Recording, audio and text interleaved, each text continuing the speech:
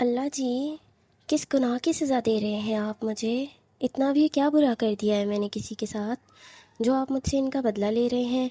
امایا اپنے ہاتھ میں فراک پکڑے ہوئے دوسرے ہاتھ میں لکڑی پکڑے کچے راستے سے ایک پہاڑی سے گزرتے ہوئے حویلی جانے کے لیے بڑھتی ہے۔ سیدھی سڑک سے وہ نہیں جاتی کیونکہ امایا جانتی تھی کہ وہاں سے آریان اسے آسانی سے پکڑ لے گا، اس لیے وہ بارش کی وجہ سے گیلی مٹی پر، وہ بھی پہاڑی راستے پر چلتے ہوئے مسلسل کچھ نہ کچھ بولتے ہوئے اور روتے ہوئے اللہ تعالیٰ سے باتیں کرتی جاتی ہے۔ اللہ جی، جوان گبرو ہیرو مانگا تھا اپنے خان بابا جیسا، آپ نے مجھے اس گنڈے جیسے آدمی سے کیوں باندھ دیا؟ آپ بھی مجھے خان بابا سے دور کرنا چاہتے ہیں نا؟ انہوں نے ان کی باتوں پر یقین کر لیا تھا اللہ جی، میرے بابا نے میری ایک بات نہیں سنی۔ گندے بابا، میں بھی ان سے بات نہیں کروں گی، ان کی بیوی سے ان کی شکایت لگاؤں گی، خانے خود ہی سیدھا کر دیں گے خان بابا کو۔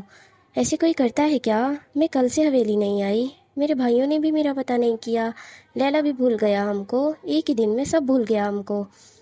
اب میں کیا بالکل ہی چھوٹی سی ہوں جو میرے گھر والوں کو میں نظر ہی نہیں آ رہی؟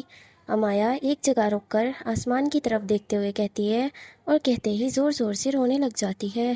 ایک تو مجھے بارش میں راستہ ویسے ہی نظر نہیں آ رہا ہے، اوپر سے میرے آنسو بھی نہیں رک رہے ہیں۔ ایسے اندھوں کی طرح چلوں گی تو لالا کے پاس نہیں اللہ کے پاس پہنچ جاؤں گی میں۔ اپنی ہتھیلی سے آنسو صاف کرتے ہوئے کہتی ہے، پر کہتے ہوئے اور زور سے رونے لگ گئی تھی۔ میں کیا کروں، کدھر جاؤں، یہاں تو کیچڑ ہی کیچڑ ہے، پیر پھسل گیا میرا تو کچھ نہیں بچے گا۔ تھوڑی دیر اپنی بارش روک لینا اللہ تعالیٰ، میں اپنی آنکھوں سے یہاں بارش برسا دیتی ہوں نا۔ بھری جوانی میں مرنا نہیں ہے میں نے، ابھی تو زندگی شروع ہوئی ہے میری، پر شاہ نے شروع ہونے سے پہلے ہی اس پر بریک لگا دیا۔ امایا بولتے ہوئے لکڑی کے سہارے آگے کی طرف بڑھتی جاتی ہے۔ وہ جب بنگلے سے نکلتی ہے، مجال ہے ایک منٹ کے لیے بھی اس کا منہ بند ہوا ہو۔ اس کی آنکھوں سے آنسو بنا رکے بہہ رہے تھے اور ناک ہی اس کی شکایتیں ختم ہو رہی تھیں۔ کتنا راستہ رہ گیا ہے، کدھر ہے سڑک، مجھے بھوک لگ رہی ہے۔ امایا تھوڑا سا آگے چلتے ہی رک کر سڑک کو دیکھنے کے لیے نظریں دوڑاتی ہے کہ سامنے ابھی بھی کافی دور اسے سڑک نظر آ رہی تھی، جیسے دیکھ کر وہ گہری سانس لیتی ہے اور آگے کی طرف پھر سے بڑھنے لگتی ہے کہ پیچھے سے کسی کے پیروں کی آواز پر امایا کے آگے کی طرف بڑھتے ہوئے قدم رک جاتے ہیں۔ زمین سے لکڑی دھیرے دھیرے سے نکالتے ہوئے امایا ہاتھ میں مضبوطی سے پکڑے ہوئے پیچھے مڑنے کے لیے اپنی ہمت اکٹھی کر رہی تھی۔ کیچڑ میں رکھے جانے والے کچھ اور قدموں کی آواز پر امایا پلٹ کر پیچھے کی طرف لکڑی سے مارنے لگتی ہے کہ شیروز اپنے چھاتے سے امایا کی لکڑی کو خود کو لگنے سے روکے زمین پر لکڑی دور پھینک دیتا ہے۔ آپ؟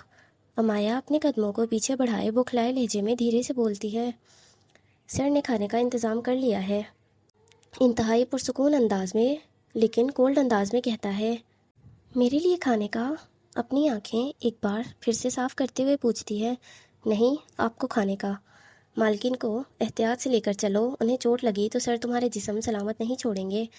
نہیں، مجھے نہیں جانا ہے، امایا کہتے ہی مڑ کر آگے سڑک کی طرف دوڑنے لگتی ہے، پر آگے کی طرف وہ قدم رکھتی اس سے پہلے ہی کیچڑ کی وجہ سے اس کا پیر پھسل جاتا ہے اور امایا سیدھا منہ کے بل زمین بوس ہو جاتی ہے، جس کے زمین پر چھوٹے چھوٹے ڈھیر سارے پتھر کوئی گھٹنوں پر تو کوئی پیٹ پر بہت بری طرح چبھتے ہیں۔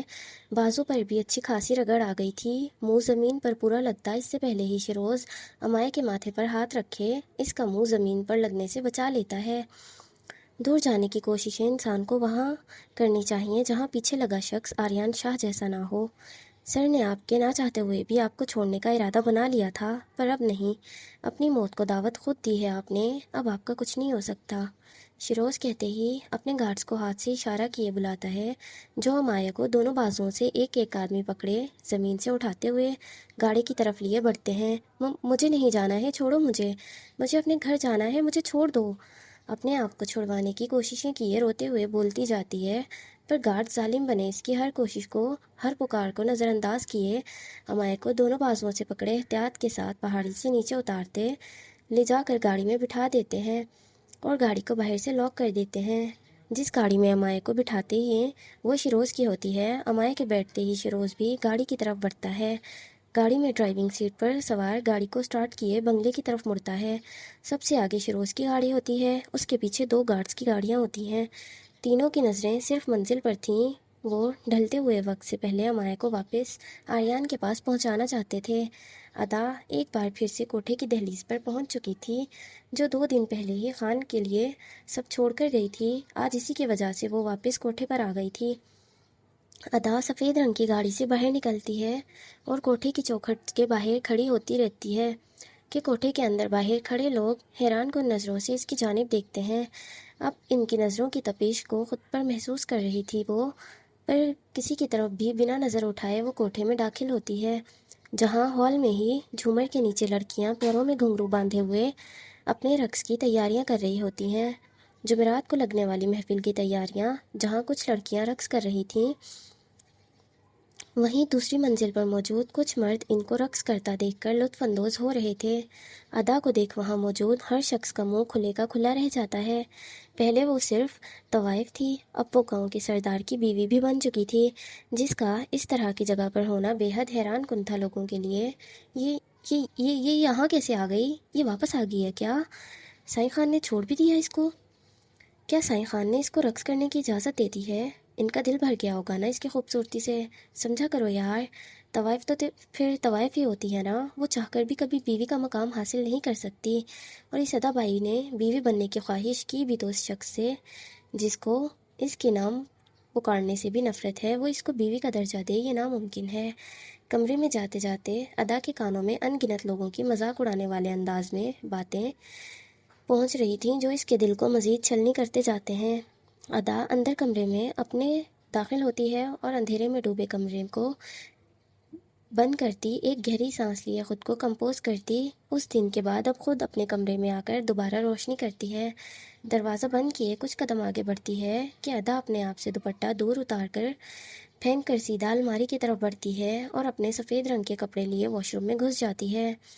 ادا اپنے کپڑے بدل کر واش روم سے نکلتی ہے کہ کمرے میں مطیبہ کو پاتی ہے، جو کائی کریم کلر کے لہنگے میں ملبوس بھاری بھرکم زیورات پہنے ہوئے فل میک اپ کیے اپنے بالوں کی چند لٹیں چہرے پر چھوڑے ادا کو دیکھ کر حیرانگی کا مظاہرہ کرتی ہے۔ وہ اس کے واقعی میں یہاں ہونے کی بات پر یقین نہیں کرتی، لیکن یقین کرنے کی کوشش ضرور کرتی ہوتی ہے۔ تو تم سچ میں واپس لوٹ آئی ہو؟ مطیبہ ادا کو حد دیکھتے ہوئے حیرانگی سے پوچھتی ہے۔ ادا بولنے کی کوشش کی گئی ہے۔ Very nice. اپنے بالوں میں ٹاول پھیرتے ہوئے دروازے کے ساتھ پڑے ٹیبل کی طرف بڑھتی ہے اور ٹیبل کا دراز کھولنے لگتی ہے کہ اس کی نظر سیدھا ٹیبل پر پڑی مٹی پر جاتی ہے، جسے دیکھ ادا فوراً سے گردن موڑے غسیل نظروں سے مطیبہ کو دیکھتی ہے۔ تو میرے جانے کے بعد سے یہ بند ہی ہے؟ کیوں؟ کیا لگا تھا ادا کبھی لوٹے گی نہیں اس کمرے میں؟ تو اس کمرے کو بند کر دیتے ہیں اور اس کی جگہ کو خود لے لیتے ہیں۔ مطیبہ کی طرف بڑھتے ہوئے اپنے ہاتھ میں پکڑا ٹاول زمین پر غصے میں پھینکتے ہوئے کہتی ہے، نہیں، غلط سمجھ رہی ہو ادا۔ مجھے لگا تھا کہ تم اب نہیں آؤ گی کیونکہ سائیں خان تمہیں آنے ہی نہیں دیں گے، پر تم واپس لوٹ آئی۔ کیا ہمیشہ کے لیے آئی ہو؟ کیا انہوں نے تمہیں چھوڑ دیا؟ مطیبہ سوال کرتی ہے اور ادا خاموشی سے اس کے سوال سنتی ہے۔ جواب دینے کے بجائے وہ گہری سانس لیے مسکراتے ہوئے بیڈ پر جا گرتی ہے۔ چھوڑا انہیں جاتا ہے مطیبہ جنہیں کبھی اپنا مانا گیا ہو، اور ہم تو ٹھہرے پیشے کے طوائف۔ ہماری قسمت میں لکھا گیا ہے کہ نہ تو ہم کو چھوڑا جا سکتا ہے اور نہ ہی اپنا بنایا جا سکتا ہے۔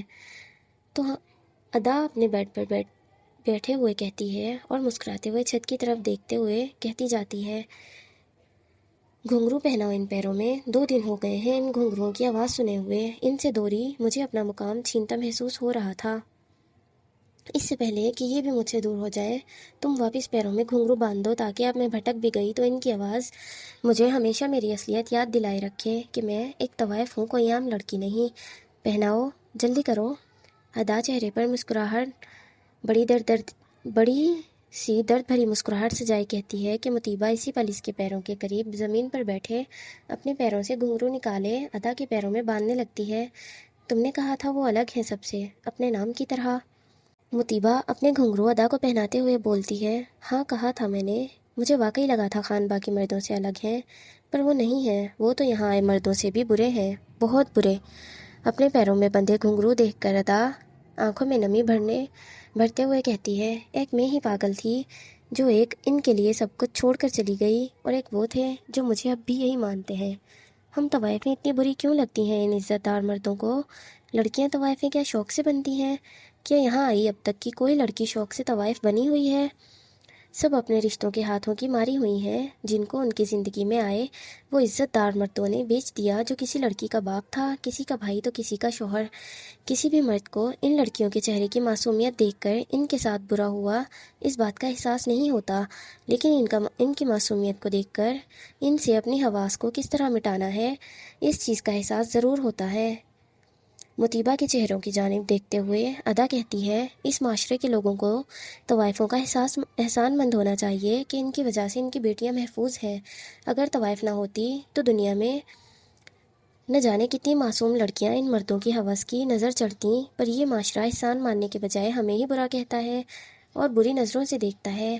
ادا کی آنکھوں سے بنا رکے آنسو اس کی پلکوں پر اور اس کی گالوں پر پھسلتے جا رہے تھے۔ اپنی بات مکمل کیے اپنے ہاتھوں سے اپنی آنکھیں صاف کرتی ادا گہری سانس لیتی ہے اور بیڈ سے اٹھ کھڑی ہوتی ہے۔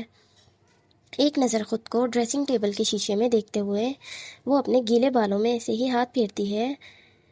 وہ اس لیے میری جان کیونکہ تم ابھی بھی بچی ہو، جانتی ہو میں کہ تم سمجھدار ہو، یہاں سب سے زیادہ عقل رکھنے والی ایک بہادر لڑکی ہو، پر مردوں کے آگے ہماری بہادری کسی کام کی نہیں، کیونکہ اوپر والے نے انہیں جسمانی طور پر اتنا مضبوط بنایا ہوا ہے کہ وہ آسانی سے کسی بھی لڑکی کے وجود کو خاک میں بدل سکتے ہیں۔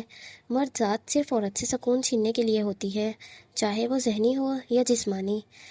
ادا کے چہرے کو ہاتھوں میں پکڑے مطیبہ اس کے آنسو صاف کرتے ہوئے کہتی ہے، ٹھیک کہہ رہی ہو، آج کل کے زمانے میں محبت کی کوئی اوقات نہیں ہے، یہ جان گئی ہوں میں نے 2 دن خان کی وجہ سے ضائع کر لیے ہیں، پر اب نہیں کروں گی۔ انہیں میری پرواہ نہیں تو اب سے میں بھی ان کی پرواہ نہیں کروں گی، کچھ نہیں چھوڑوں گی ان کے لیے۔ ادا بائی سے ادا بن کر اس کمرے میں ہنستے ہوئے تیار ہوئی تھی آپ کے لیے، پر آپ نے اتنے سے وقت میں ہی مجھ سے ہنسی چھین کر ان آنکھوں میں آنسو بھر دیے ہیں خان، آئی ہیٹ یو، سچی والا۔ ادا کو اپنا آپ آئینے میں دیکھ خود پر بار بار رونا آ رہا تھا۔ چلیں باہر، ادا خانی نہ بنی تو کیا ہوا، ادا بائی تو ہونا تمہاری غیر موجودگی میں مردوں کی رش بڑھ گئی ہے، اپنا غصہ انہیں پر نکال لو جا کر، مطیبہ کہتی ہے، اور ادا ڈریسنگ ٹیبل کے شیشے سے نظریں ہٹائے مڑ کر مطیبہ کو دیکھ کر ایک آئی برو اٹھاتی ہے، اوکے، ان مردوں کی ایسی کی تیسی۔ ادا کہتے ہی خود کو مضبوط کرتی بیڈ سے اپنا دوپٹہ اٹھائے اسے اپنے دائیں کندھے سے گزارتے ہوئے بائیں جانب پیٹ کے گرد باندھتے ہوئے کمرے سے باہر نکلے ہال کی طرف بڑھنے لگتی ہے۔ ادا کے آنے سے پہلے سب کے کانوں میں اس کے گھنگروں کی آواز جاتی ہے، جو دوسری منزل پر موجود مردوں کے لیے اور پہلی پر موجود لڑکیوں کی نظریں دل سب رک چکے تھے۔ ادا کو دیکھنے کے لیے نظریں دوڑاتے ہیں، جتنے لوگ باہر تھے ادا کو دیکھ کر سب کے سب کوٹھے کے اندر جمع ہو جاتے ہیں۔ اپنی کمر پر دوپٹہ باندھے ادا مسکراتے ہوئے بے خوف اٹل لہجے میں ہال میں ان سب لوگوں کے سامنے آ کر کھڑی ہوتی ہے۔ ادا کو دیکھ جوان اچھی خاصی عمر کے مرد سب کی ہنسی کی گونج، سیٹیوں کی آوازیں پورے کوٹھے میں گونجنے لگتی ہیں۔ چھوڑو مجھے پاگل آدمی، نہیں جانا مجھے اس بڈھے کے پاس، چھوڑے مجھے۔ شیروز کے کندھے پر تھپڑ مارتے ہوئے مایا غصے میں کہتی ہے، کبھی چپ بھی ہو جایا کریں بی بی جی، کیوں اتنا بولتی ہیں، کانوں کو بھی آرام چاہیے ہوتا ہے ہمارے۔ گاڑی کے فرنٹ شیشے سے مایا کو سخت نظروں میں دیکھتے ہوئے کہتا ہے، آرام چاہیے تو جا کر آرام کرو، مجھے کیوں کڈنیپ کر رہے ہو؟ امایا کا بس نہیں چل رہا تھا کہ شیروز کا منہ نوچ ڈالے، اور شرم نہیں آتی ہے اپنے سے چھوٹی اتنی خوبصورت لڑکی کو کڈنیپ کرتے ہوئے، خبیث انسان، جانے دو مجھے، شرم بھی خودکشی کر رہی ہوگی اس وقت، جیسے جھوٹے الزامات آپ مجھ پر لگا رہی ہیں۔ میں نے کون سے الزام لگائے ہیں بھئی؟ شیروز کی بات پر منہ کھولے حیرانگی سے پوچھتی ہے، یہی کہ میں نے آپ کو کڈنیپ کیا ہے، اور یہ کہ میں آپ سے زیادہ خوبصورت ہوں بی بی جی، آپ جیسی لڑکیاں مجھے کڈنیپ کرنے کی سپاریاں دیتی پھر رہی ہیں، میں نے آپ کو کڈنیپ کر کے اپنا سٹینڈرڈ نہیں گرانا۔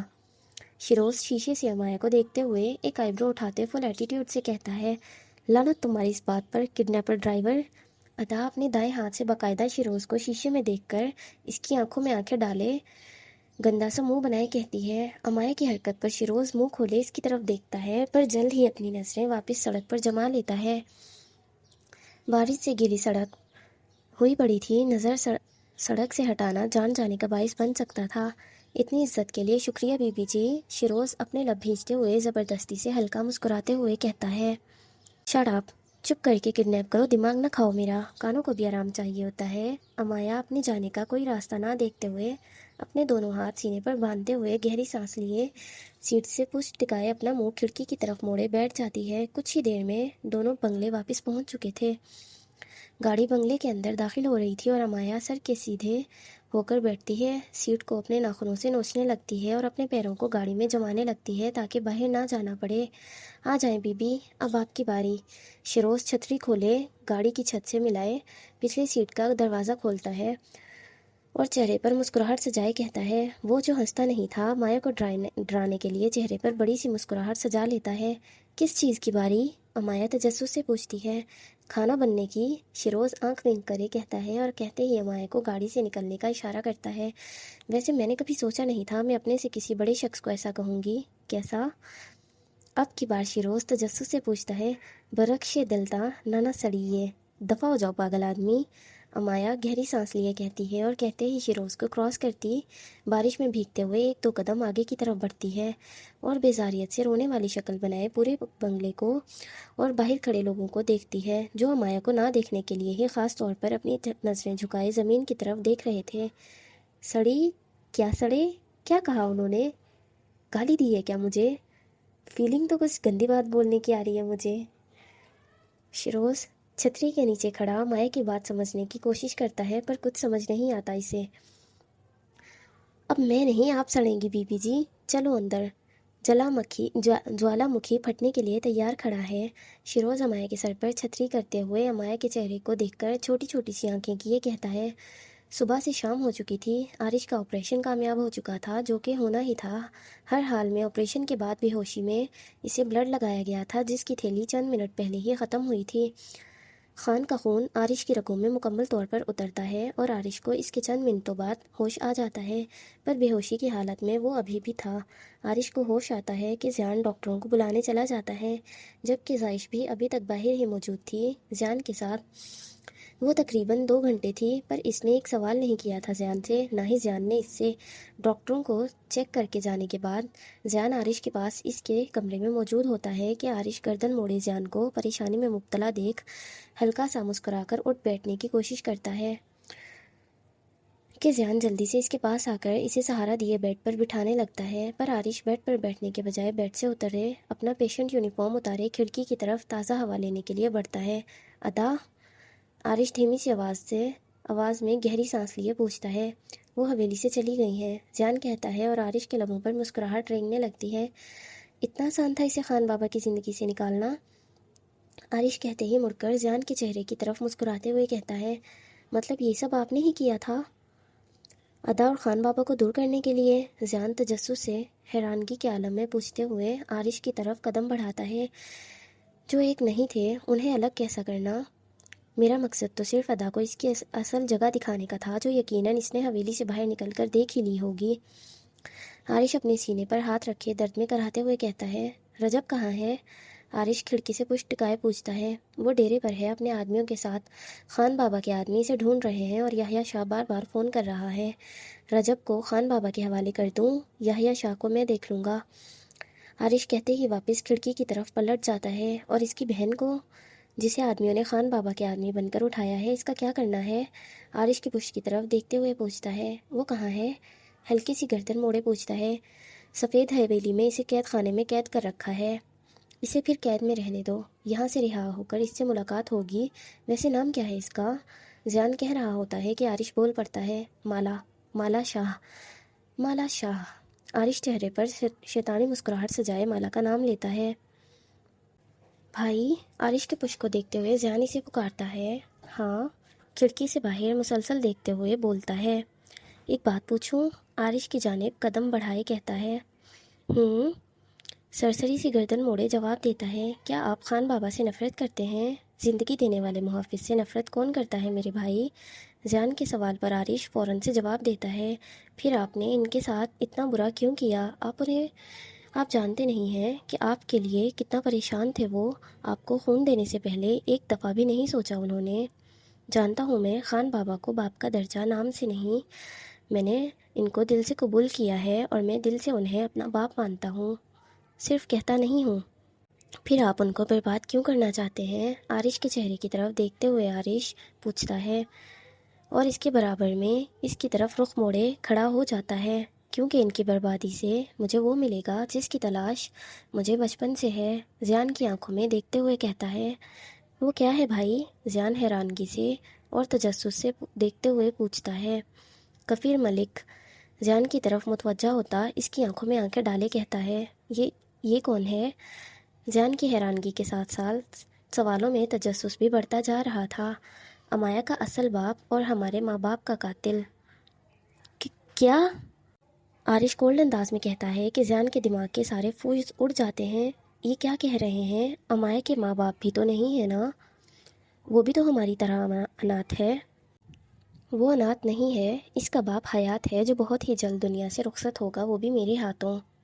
عارش اپنے دانت بھینچتے ہوئے غصے کو ضبط کرتے ہوئے بولتا ہے، پر کیوں بھائی؟ زیان تجسس سے لیکن بیزاریت سے پوچھتا ہے، کیونکہ اس آدمی نے ہم سے ہمارے ماں باپ چھینے ہیں اور امایا سے اس کی ماں۔ ہم تینوں بچوں سے ان کی دنیا چھین کر وہ کہیں گمنام بن کر سکون کی زندگی گزار رہا ہے۔ یہ میں برداشت نہیں کر سکتا ہوں۔ اس ایک آدمی کی وجہ سے میں دنیا کے ہر کونے میں اتنے برے نام سے اور گھٹیا پہچان کے ساتھ مشہور ہوں کہ کبھی تو وہ مجھ سے ملنے کا ارادہ کرے گا اور مجھ تک پہنچنے کی کوشش کرے گا، لیکن نہیں، وہ اب تک سامنے نہیں آیا اور میں انسان سے جانور بن گیا ہوں، اور ایک جانور جس کی نہ پرچھائی ہے نہ ہی اس کا کوئی وجود ہے۔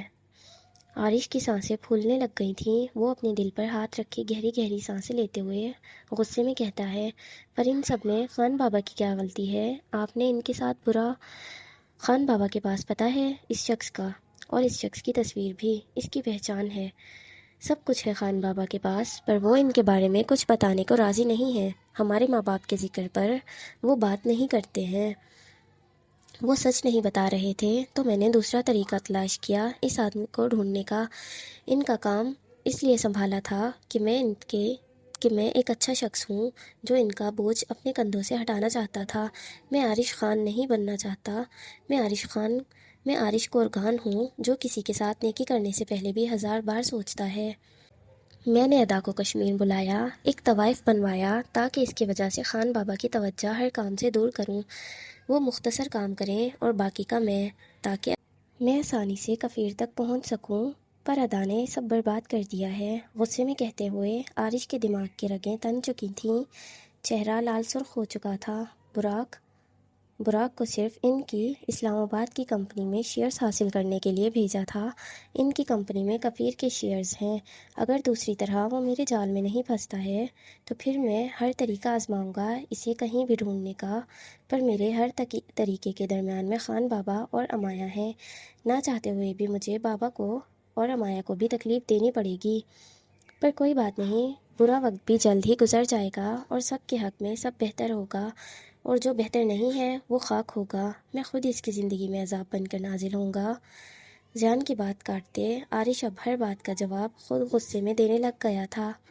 اپنے دل پر وہ اپنے درد کو ہاتھ رکھے، وہ اپنے دل کو اور بڑھتی ہوئی دھڑکنوں کو نارمل کرنے کی کوشش کر رہا تھا۔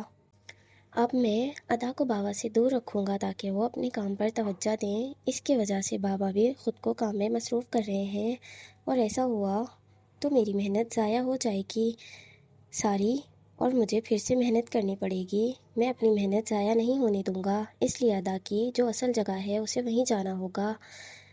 گہری سانس لیے زیان کی آنکھوں میں دیکھتے ہوئے نارمل انداز میں پر حکمانہ اور تحکم سے لہجے میں کہتا ہے، اور امایا، اس کا کیا؟ اس سے بھی آپ کو نفرت ہے کیا بھائی؟ کل سے وہ اس آریان کے پاس ہے، پر آپ نے کچھ نہیں کیا اس کے لیے۔ کیا آپ اس کو خان بابا کے بجائے اس کفیر کی بیٹی سمجھ رہے ہیں؟ کیونکہ جہاں تک مجھے پتا ہے امایا پر ایک خراش، اس کی آنکھ میں ایک آنسو کی بوند بھی پسند نہیں ہے آپ کو۔ اس کی چھوٹی چھوٹی باتوں کا آپ ہمیشہ خود سے خیال رکھتے ہیں، آپ اس کا ساتھ ہمیشہ دیتے ہیں، تو کیا آپ اس سے بھی نفرت کرتے ہیں؟ آپ کچھ نہیں کریں گے جب وہ کسی انجان شخص کے پاس ہے؟ جان اب غصیلے لہجے میں عارش کے چہرے کی جانب دیکھتے ہوئے کہتا ہے، کروں گا، میں اپنی گڑیا کے لیے بھی سب کچھ کروں گا، پر اس کی شروعات بھی تب کروں گا جب صحیح وقت آئے گا۔ فی الحال وہ کشمیر میں ہی ہے، اسے آریان کے پاس رہنے دو۔ خون خرابے سے ڈرتی ہے وہ، اور میں اپنی گڑیا کو اپنا وحشی روپ دکھا کر ڈرانا نہیں چاہتا ہوں، اس لیے بے حس بنا ہوا ہوں، اور آریان کے پاس رہنے دو اسے جب تک کفیر کی گردن میرے ہاتھ میں نہیں آتی، تب تک کے لیے۔ امایا سے دور رہوں گا، ایک بار پھر اس کے بے گناہ ہونے کے باوجود اسے غلطی کی سزا دوں، اس کی حفاظت کے لیے یہ ضروری ہے۔ کفیر جیسے ہاتھ آئے گا، امایا کو آریان سے آزاد کروانے سے پہلے ایک بار نہیں سوچوں گا میں۔ عارش کھڑکی سے باہر ہو کر ہوا سے لہراتے ہوئے درخت پودے کی طرف دیکھتے ہوئے پہلے آسمان کی طرف پھر زمین کی جانب دیکھتے ہوئے کہتا ہے، بھائی وہ بد دل ہو جائے گی ہم سے۔ جان ہارے ہوئے انداز میں کہتا ہے، کچھ دنوں کی بات ہے، ہونے دو، اسے منانا آتا ہے مجھے۔ خانوں کی بہن ہے وہ، ناراضگی سے زیادہ جان عزیز ہے اس کے سگے باپ کو نہیں ہے تو کیا ہوا، ہمارے لیے ہماری بہن ضروری ہے، بہت زیادہ ضروری۔ اس کی حفاظت پہلے رکھیں گے، پھر اس کی ناراضگی۔ آریان پر یقین کر سکتے ہیں کیا؟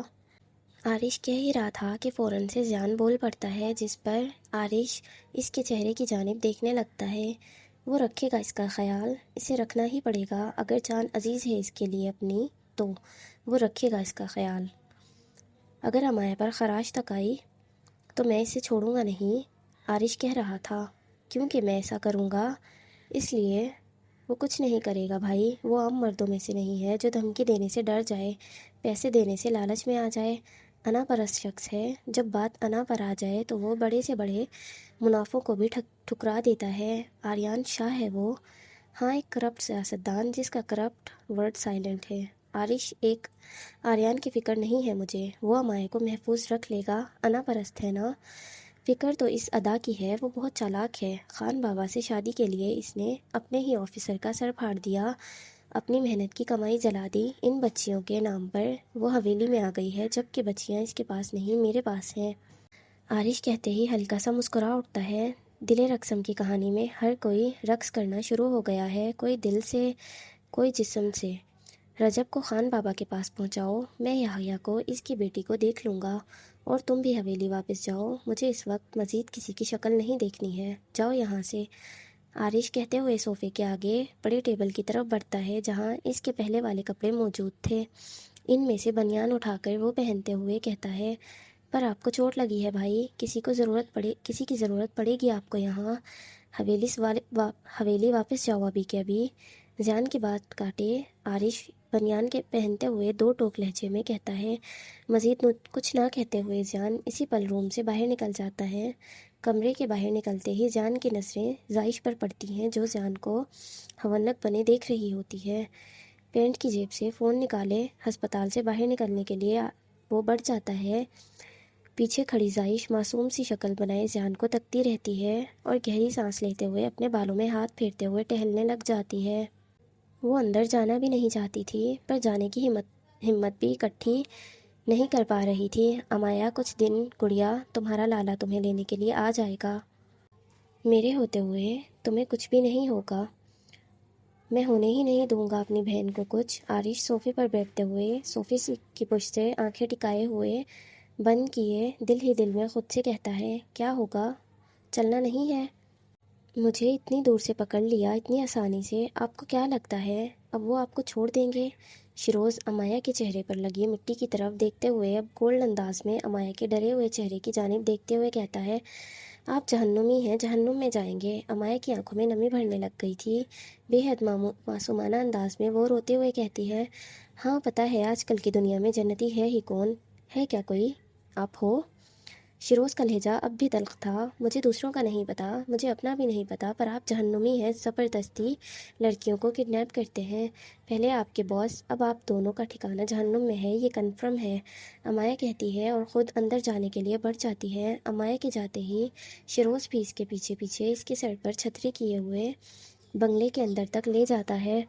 دونوں اندر داخل ہوئے ہی تھے کہ سامنے ہال میں ہی آریان شرٹ کے بازو کوہنیوں تک فولڈ کیے ہوئے، شرٹ کے بٹن کھولے ہوئے، ایک ہاتھ پینٹ کی جیب میں ڈالے، دوسرے سے فون کان پر لگائے، سیڑھیوں کی طرف رخ موڑے ہوئے چھوٹے چھوٹے قدم اٹھائے آگے بڑھتے ہوئے فرینچ میں کسی سے بات کر رہا تھا۔ امایا بنگلے میں داخل ہوتے ہی اپنے ہاتھوں کی مٹھیاں مضبوطی سے بھینچتے ہوئے اپنے آنسوؤں کو ضبط کرتے ہوئے جاتی ہے۔ امایا کے سر پر چھتری تانے اپنے آدمی کو پکڑائے امایا کے پیچھے فاصلے پر کھڑا ہو جاتا ہے۔ شیروز کے قدموں کی آواز پر آریان مڑ کر پلٹ کر دیکھتا ہے کہ امایا کو گیلے کپڑوں میں ملبوس دیکھ، جس سے بارش کا پانی سفید ٹائلوں پر گر رہا تھا، مٹی سے بھرے فرش پر تھے امایا کے سارے کپڑے مٹی سے بھرے ہوئے تھے، چہرے پر مٹی، بازوؤں پر، ہتھیلیوں پر چوٹ۔ آریان فون کان سے لگائے ہوئے فون کے دوسری طرف موجود شخص کی بات سن رہا تھا، پر نظریں مسلسل امایا پر جمی ہوئی تھی۔ "I'll call you back." Aryan کہتے ہی فون بند کیے وہیں ہال میں موجود سائڈ چھوڑے ہوئے چھوٹے سے ٹیبل پر جس پر پھولوں کا واز پڑا ہوا تھا اس پر رکھے آریان امایا کی طرف بڑھتا ہے۔ آریان کے قدموں کی آواز سنتے امایا روتے ہوئے اپنا سر اٹھائے آریان کی جانب دیکھتی ہے جو کولڈ انداز میں اس کی طرف بڑھ رہا تھا۔ آریان امایا کے جیسے جیسے قریب آتا ہے امایا اپنے قدم پیچھے اٹھانے لگتی ہے، پر پیچھے کھڑے شیروز کو دیکھتے ہوئے امایا خود اپنے قدم روک لیتی ہے۔ "چوٹ کیسے لگی؟" امایا کے سامنے آتا اس کے چہرے کے قریب سے باغور دیکھتے ہوئے گہری سانس لیتے ہوئے آریان شیروز سے پوچھتا ہے۔ "بارش میں پہاڑی علاقے پر بھاگ رہی تھی تو پیر پھسل گیا تھا." شیروز کہتا ہے اور امایا روتے ہوئے دوبارہ اپنا سر جھکا لیتی ہے۔ "دھیان رکھنا تھا نا ریڈ روز، سیدھے راستے پر بھاگ لیتی، پکڑ تو میں نے ویسے بھی لینا تھا تمہیں."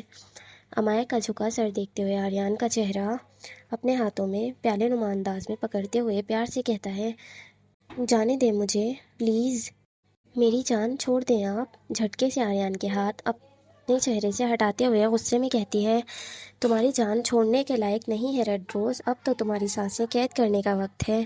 آریان کی بات پر امایا روتے ہوئے حیرانگی سے آریان کی آنکھوں میں دیکھنے لگتی ہے، جبکہ ان کے پیچھے کھڑا شیروز اسی پل اپنا سر جھکائے اپنی مسکراہٹ کو چھپانے کی کوشش کرتا ہے۔ "تم تو واپس آ گئی ہو، اب کیا کیا جائے تمہارے ساتھ؟ پیر کٹوا دوں تمہارے، یا پھر یہ ہاتھ جن سے میرے منہ پر تھپڑ مارا تھا تم نے؟" آریان کہتا ہے اور امایا فوراً سے اپنے ہاتھ اپنی کمر کے پیچھے گیلے دوپٹے کے نیچے چھپانے لگتی ہے۔ "میں اور ماروں گی اگر کچھ کیا آپ نے." امایا روتے روتے سسکی لیتے ہوئے کہتی ہے، "مطلب اب بھی مجھ پر ہاتھ اٹھانے کی خواہش ہے تمہاری؟ ٹھیک ہے پھر کچن سے چاقو لے کر آؤ، میری معصوم سی بیوی اب بھی میری بات سمجھنے سے قاصر ہے، ذرا سا ڈیمو دینا چاہیے مجھے اس کو." آریان کہتا ہے اور امایا کے ڈر کے مارے اپنے پیر پیچھے کی طرف گھسیٹتے ہوئے اپنے قدم پیچھے اٹھاتی ہے اور روتے ہوئے آریان سے دور ہونے لگتی ہے۔ "جی ابھی لایا." آریان کے کہتے ہی شیروز کچن کا رخ کرتا ہے۔ اسے جاتا دیکھ امایا اسے روکنے کی کوشش کرتی ہے، اس کی طرف ہاتھ بڑھانے لگتی ہے کہ آریان امایا کو اسی ہاتھ سے کھینچ کر زور سے اپنے سینے سے لگا لیتا ہے۔ "خبردار میری جان، اگر کسی غیر آدمی کی طرف نظر اٹھا کر دیکھنے کی کوشش بھی کی، مجبوراً مجھے تمہاری ان خوبصورت آنکھوں سے بھی تمہیں محروم کرنا پڑے گا." آریان امایا کے چہرے پر لگی مٹی کو ایک ہاتھ سے صاف کرتے ہوئے دوسرے ہاتھ اس کی کمر پر رکھے اسے خود سے دور کرنے سے روکنے کے لیے کہتا ہے، "آپ ایسا کیوں کر رہے ہیں میرے ساتھ؟ میں نے کیا کیا ہے آپ کے ساتھ غلط؟"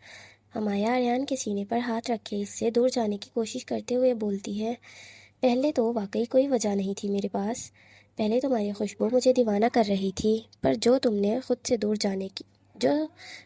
سے دور جانے ہی نہیں دے رہی تھی، لیکن اب وجہ تمہارا تھپڑ ہے، جس کی سزا تمہیں اب میں عمر بھر دوں گا۔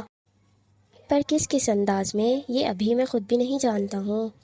یار اس میں انہوں نے بہت زیادہ غلطیاں کی ہوئی ہیں اس ایپیسوڈ میں پر اتنا ضرور پتہ ہے کہ پہلے میں تمہارے ہاتھ کاٹوں گا جس سے تم نے مجھے اتنی زور کے تھپڑ مارا ہے کہ مجھے اپنے کانوں میں سیٹی بجتی ہوئی محسوس ہو رہی ہے۔ پھر میں تمہارے پیر کٹواؤں گا جن پر چل کر تم مجھ سے بار بار دور بھاگنے کی کوشش کرتی ہو، نہ رہیں گے پیر، نہ ہی تم کرو گی کوئی کوشش دوبارہ۔ میں بابا کو شکایت لگاؤں گی آپ کی۔ آریان کی دھمکی پر روتے ہوئے امایا اپنی سانسیں روکتے ہوئے کہتی ہے، "ہاں دھمکی؟ اس سچویشن میں تمہیں سوری نہیں بولنا چاہیے۔ دوسرا ہاتھ بھی امایا کی کمر پر رکھے اس کی نم آنکھوں میں اور بھیگی پلکوں کو دیکھتے ہوئے پوچھتا ہے، میں کیوں سوری بولوں؟ آپ نے غلط بولا تھا میرے بھائی کے بارے میں، اس لیے میں نے تھپڑ مارا۔ غلطی آپ کی ہے، سوری بھی آپ ہی بولے۔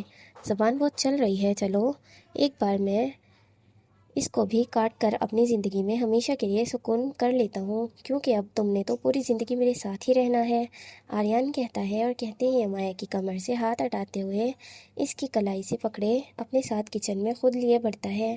کچن کے باہر شیروز چاقو لیے نکل رہا ہوتا ہے کہ اس کے ہاتھ سے چاقو کھینچ کر لیتے ہوئے آریان اسے جانے کا اشارہ کرتا ہے، جس پر آریان सर झुकाए बंगले जिस पर शिरोज सर झुकाए बंगले से बाहर निकलने के लिए बढ़ता है। शिरोज होना था यहाँ पे। नहीं नहीं करें ना शाह, प्लीज़ नहीं करें। मैं कहीं भी नहीं जाऊँगी अब, प्लीज़। अमाया अपनी बाजू छुड़वाने की कोशिश करते हुए गिड़गिड़ाते हुए कहती है और रोने लग जाती है। गिड़गिड़ाने की ज़रूरत नहीं है मेरी जान तुम्हें। मैं तुम्हें कहीं जाने के लायक छोड़ूंगा तो तुम जाओगी ना। अमाया को किचन में लाए शेल्फ की तरफ धक्का दिए खुद चूल्हा जलाने लगता है। ये क्या कर रहे हैं आप? मैं मैं कह रही हूँ ना मैं नहीं जाऊँगी। अब कहीं तो क्यों कर रहे हैं आप ये? रोते हुए आर्यन को चाकू चूल्हे पर आग में रखता देख अमाया गहरी गहरी सांसें लेते हुए और ज़ोर से रोने लग जाती है और रोते हुए कहती है। आर्यन पर अपनी बातों का कोई असर ना पाकर अमाया किचन से बाहर जाने के लिए भागकर निकलने की कोशिश करती है, पर आर्यन इसे एक कदम भी किचन से बाहर रखने नहीं देता। अमाया को इसके दुपट्टे से पकड़े अपनी तरफ खींचते हुए वापस अपने सीने से लगा लेता है और अपनी बाजुओं से इसके पेट के गिर्द हसार बांधते हुए अमाया के गाल से अपना गाल लगाए चूल्हे पर आग में रखी छुरी देखते हुए कहता है, एक छोटी सी सज़ा तो देनी पड़ेगी ना रेड रोज़। तुमने आज ही कहा था कि तुम मेरी अच्छी बीवी बनकर मेरे साथ रहोगी, सारी बातें मानोगी मेरी, फिर आज ही अपनी बात से कैसे मुकर सकती हो तुम? मैं मैं नहीं मुकरूंगी अब, बिल्कुल धीमी सी आवाज़ में कहती है। सच में पक्का वादा, कहीं नहीं जाऊंगी, ये ना करें आप मेरे साथ। छुरी की तरफ देखते हुए अमाया रोते हुए बिल्कुल धीमी धीमी सी आवाज़ में कह रही होती है, अब यकीन नहीं है तुम पर, तुम एक बार मेरी बात से इनकारी हो सकती हो तो दोबारा भी हो जाओगी। अमाया के दाएं हाथ की कलाई को पकड़ते हुए आर्यन छुरी इसकी कलाई तक ले जाते हुए कहता है, तुम दोबारा से ना मुकरो, इसके लिए कुछ करना तो पड़ेगा ना मुझे। मैं नहीं मुकरूंगी, सच बोल रही हूँ।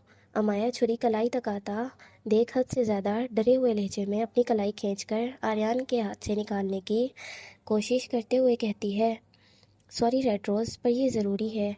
आर्यन अमाया के आंसुओं को इग्नोर करते हुए कहते ही छुरी को इसकी कलाई तक लिए बढ़ता है। ये ले। अलीजे को बैल्कनी में पिलर से टेक लगाए खड़ा देख अरहान बानी से चॉकलेट का पैकेट खुलवाए खाने के लिए छत पर अपने कमरे में जा रहा था कि अलीजे को देखते इसके पास आकर खाई हुई चॉकलेट अलीजे की तरफ बढ़ाता है। ये क्या है? अरहान की आवाज़ पर अलीजे जल्दी से सर झुकाए अरहान को देखती है और पूछती है, आपके लिए तोहफ़ा, एक और चॉकलेट। अच्छा, ये किस चीज़ का तोहफ़ा है? अरहान की तरफ देखते हुए पूछती है, आपकी शादी का तोहफ़ा। अरहान बेहद मासूमाना अंदाज में कहता है, मुझे नहीं चाहिए शादी का तोहफ़ा। अलीज़ा कहते ही गहरी सांस लेते हुए मुड़कर बैल्कनी में पड़े सोफ़े पर जा बैठती है। क्यों? अरहान पूछते हुए अलीज़े की तरफ बढ़ता जाता है। क्योंकि मुझे शादी करने में मज़ा नहीं आया। अलीज़े गंदा सा मुँह बनाए कहती है, तो आप मुझसे कर लो, बहुत मज़ा आएगा, हम दोनों खेलेंगे भी और मैं आपको भी चॉकलेट लाकर दूंगा हर दिन। अलीज़े के सामने खड़े होते हुए कहता है और अरहान की बात पर अलीज़े अपने लब भींच लेती है और इसी वक्त ज़रख़ान ब्लैक कलर के ट्राउज़र शर्ट पहने हुए बैल्कनी में आता है कि अलीज़े को मुस्कुराता देख ज़रख़ान अपने कदम वहीं रोक लेता है। सच में हर दिन लाकर दोगे? अलीज़े मुस्कुराते हुए पूछती है। जी, हर रोज़। हाँ में सर हिलाते हुए कहता है, पर अभी तो कुछ नहीं हो सकता है, तुमने बहुत लेट प्रपोज़ किया है मुझे, मेरी शादी तो हो गई है।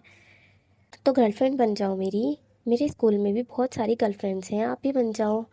अलीज़े बोलती है कि अरहान बोल पड़ता है, जिसकी बात पर अलीज़े का ना चाहते हुए भी कहकहा हवा में बुलंद आवाज़ में लगता है और अलीज़े को हंसता देख ज़रख़ान के चेहरे पर भी मुस्कुराहट सज जाती है। लेकिन अब मैं वो भी नहीं बन सकती क्योंकि तुम बहुत छोटे हो, मेरा बॉयफ्रेंड मानेगा ही नहीं। अलीज़े मुस्कुराते हुए कंधे उचकाते हुए कहती है, मैं तो बड़ा हूँ देखो। अरहान कहते ही सोफ़े पर खड़ा हो जाता है, इसे खड़ा देखकर गिर ना जाए इसीलिए अलीज़े भी जल्दी से उठ खड़ी होकर अरहान के पास आ जाती है। सोफ़े से नीचे उतरकर ये बात करो दोबारा तो ख़बरदार, जो ये बात दोबारा की, छोटी छोटी टांगें भी सलामत नहीं रहेंगी तुम्हारी। अलीज़े की बात पर ज़रख़ान कोल्ड अंदाज में कहते हुए अलीज़े और अरहान की तरफ बढ़ता है। जिन बच्चा है ये, इसको मत धमकी दें। अलीज़े ज़रख़ान के कोल्ड अंदाज को देखकर बोलती है, बच्चा भी तो बच्चे वाली हरकतें करे ना, मेरी ही बीवी पर लाइनें मार रहा है, खबीस। ज़रख़ान अरहान की तरफ बढ़ते हुए कहता है, میں 20 نہیں ہوں، ارحان ٹمٹماتی ہوئی نظروں سے دیکھتے ہوئے کہتا ہے۔ میں 20 نہیں 20 بولا ہے، پہلے بولنا تو سیکھ لیں، پھر دوسروں کی بیویوں پر لائن مارنا۔ ارحان کو پیٹ سے پکڑ کر صوفے سے نیچے اتارتے ہوئے کہتا ہے۔ سیکھ لوں گا، پھر اب یہ میری گرل فرینڈ ہے، اب ہم روز کھیلیں گے اور چاکلیٹ بھی کھائیں گے۔ بندر جی، کھیلنا تو روز میں بھی چاہتا ہوں ان کے ساتھ، پر تمہاری مامی کھیلنے کے بجائے دور جانا بہتر سمجھتی ہیں۔ زرخان بالکل دھیمی سی آواز میں ارحان کے منہ پر لگی چاکلیٹ صاف کرتا کہتا ہے، اور علیزے اس کی دھیمی سی آواز میں بھی کہی گئی بات سن کر اپنے دونوں ہاتھ اپنے سینے پر باندھ لیتی ہے۔ زرخان کہتے ہی ارحان سے نظریں ہٹائے علیزے کی طرف دیکھتا ہے، جو ایک آئی برو جھکائے زرخان کو دیکھے جا رہی تھی۔ علیزے کی نظروں کی تپش خود پر محسوس کرتا زرخان اسی پل اپنا گلا کھنکارتے ہوئے صوفے پر بیٹھتا ہے اور ارحان کو اپنے سامنے کھڑا کر لیتا ہے۔ تم بندر، مانا کہ میری بیوی کی نسل کے ہو، پر کوئی بات نہیں، مجھے یہ گوریلا قبول ہے، اور اب یہ گوریلا میرا ہے، تو تم جاؤ اور اپنی عمر کی بندریاں ڈھونڈو، سمجھ آئی؟ آئے بڑے چاکلیٹ کے رشوت دینے والے، تم سے زیادہ پیسے ہیں، بہت ساری چاکلیٹس لا کر دے سکتا ہوں میں اس کو، پر یہ گوریلا چاکلیٹ نہیں کیلے کھاتا ہے۔ زرخان کہتا ہے اور علیزے پیر زمین پر پٹکتی ہے۔ مجھے گوریلا بولنا بند نہیں کریں گے 2 نمبر جن۔ علیزے غصیلے لہجے میں کہتی ہے، تم جن بولنا بند کر دو، میں تمہیں گوریلا بولنا بند کر دوں گا۔ صوفے سے پشت ٹکائے کہتا ہے۔ ان دونوں کو لڑتا دیکھ ارحان اسی پل دوڑتے ہوئے اپنے کمرے کی طرف بھاگ جاتا ہے۔ جن کو جن نہیں بولوں تو اور کیا بولوں؟ علیزے کندھے اچکاتے ہوئے کہتی ہے، تو لیڈی گوریلا کو گوریلا نہ بولوں تو کیا بولوں؟ زرخان کہتے ہوئے صوفے سے اٹھ کھڑا ہوتا ہے اور علیزے کی آنکھوں میں دیکھتے ہوئے اس کی اپنی کمر پر ہاتھ باندھے گہری سانس لیتے ہوئے کہتا ہے،